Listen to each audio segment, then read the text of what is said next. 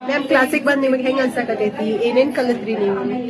ಕ್ಲಾಸಿಗೆ ಬಂದು ತುಂಬಾನೇ ಖುಷಿ ಆಗ್ತಾ ಐತಿ. ಫಸ್ಟ್ ಏನ್ ಕಲ್ತೆ ಅಂದ್ರೆ ಡಿಸಿಪ್ಲಿನ್ ಕಲ್ತ್ವಿ.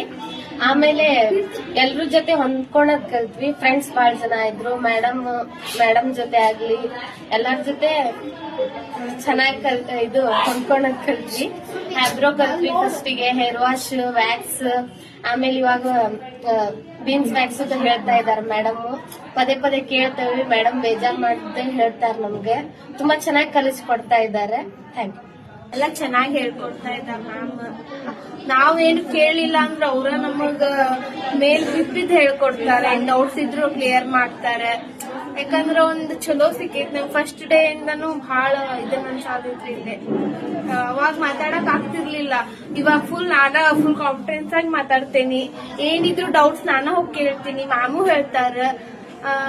ಬಾಳ ಚಲೋ ಅನ್ಸಾತೈತ್ರಿ. ಹಂಗೇನಿಲ್ಲ, ಗುಡ್.